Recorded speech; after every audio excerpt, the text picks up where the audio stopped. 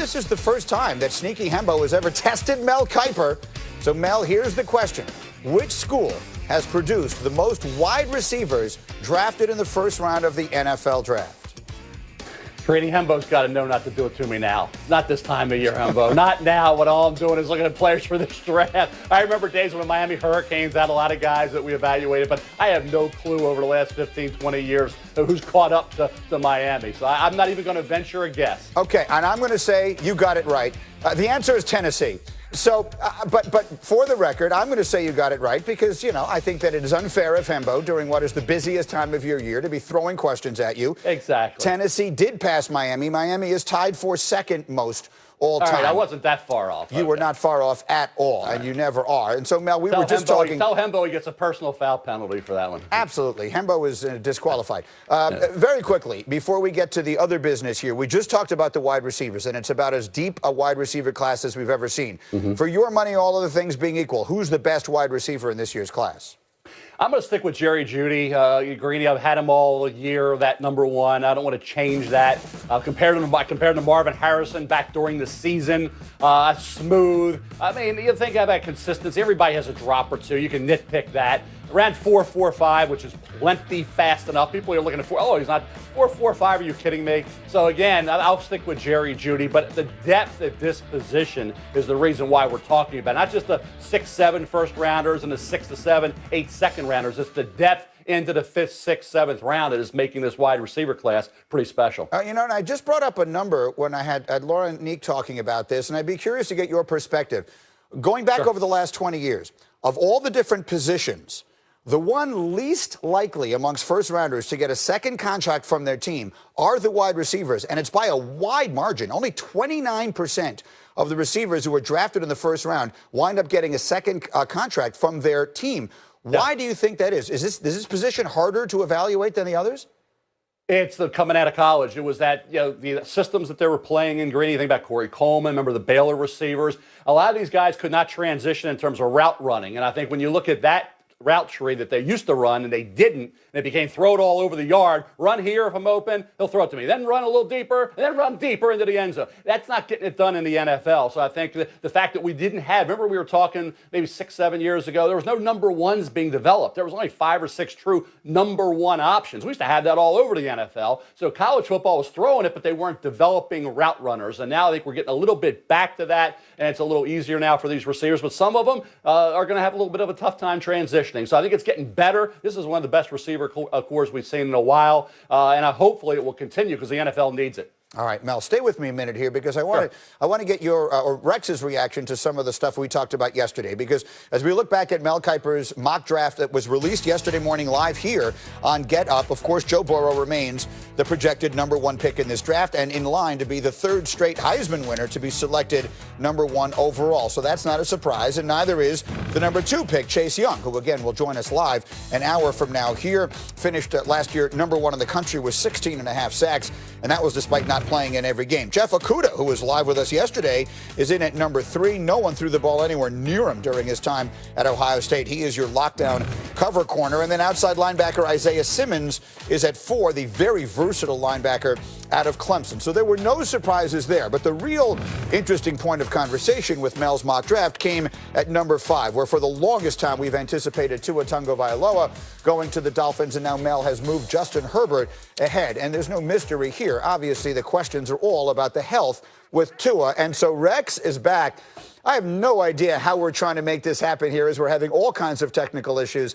But Rex, you have been a fan of Justin Herbert through the majority of this process. What was your reaction to Mel moving Herbert ahead of Tua in his projection?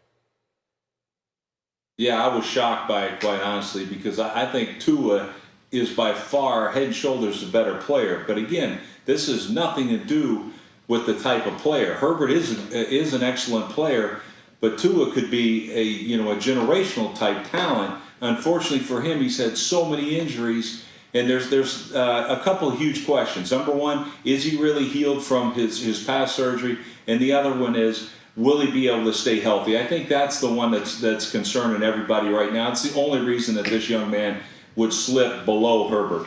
Yeah, and I just very quickly, as I bring Mel back into the conversation, I can't be the only one who finds the way that we're communicating with Rex hilarious right now.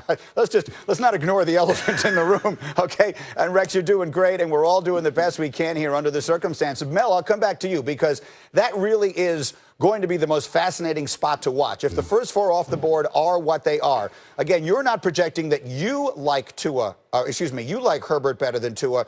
You're projecting from what you hear that this is the way you expect it to fall. Yeah, the entire mock first and second round is about what you're hearing, Greeny, and where players may go, not the way they are rated. Everybody has different opinions on ratings, but this is a mock. And right now it seems like Herbert is slightly ahead. But that's, Miami's not going to tell anybody. Rex knows this. You don't tell anybody what you're doing because you want everybody to be guessing and you want that guy to fall to you that you really want. So the signals that come out sometimes aren't accurate, so you got to be careful about that. But what you're hearing is Herbert slightly ahead. And I put Tua 6 for the Chargers. I think that would be a really good landing spot for him. Okay, and so I want to bring Dominique into the conversation as well here, because for all three of you, this is something that came up at our meeting this morning, and I think it's an interesting question. Because, Mel, in your projection, after the first pick, which is a quarterback, you have three defensive players in a row, and they all do totally different things. You have Chase Young, who is your classic pass rusher. You have Jeff Okudah, who is your shutdown corner. And you have Isaiah Simmons, who is the versatile linebacker. So if I can go back to Rex quickly here, Rex, as the defensive mind that you are, which of those three positions, taking the players out of the equation, but which of those three positions is the most valuable in defensive football circa 2020? Well, it's the pass rusher. And the reason I say that, Mel, is the fact that he can affect every single throw. Where a corner can only take one man out of the equation. So I think of the five eligibles, he can only cover one of them. Now, with that being said, if you get an unusual guy, like this Jeff Okudah, to me, is probably the best corner that's come into the National Football League since Jalen Ramsey. So to me, he is so special that there's no way he makes it past 4, for sure.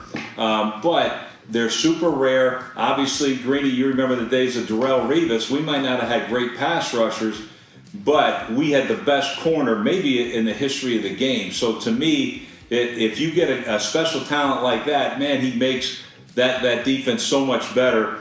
Both are rare to find, but in theory, the pass rusher would be the guy you build your defense around because he can affect every single throw and not just one man. Yeah, Revis was sort of the person who changed my mind on it. I have come to believe that if you can take the other team's number one receiver just out of the game completely, that's the most valuable thing a defender can do. Now, Neek, you might be hopelessly biased on this subject, but what do you think? Which is the most impactful position on the defense?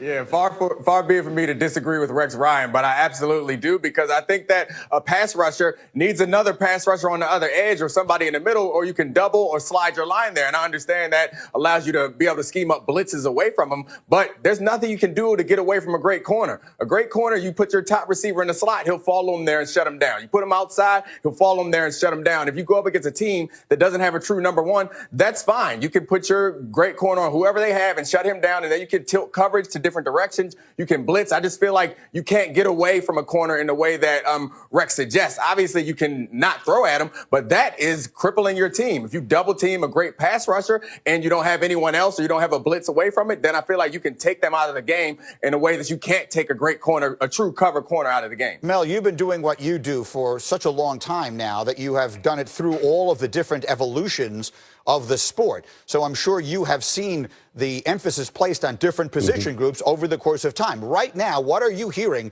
from talent evaluators and coaches as far as what is the most impactful defensive player to bring in? Nick and Rex are bringing up great points. I think they work hand in hand. The quarterback can't hit an open receiver if he's on his back.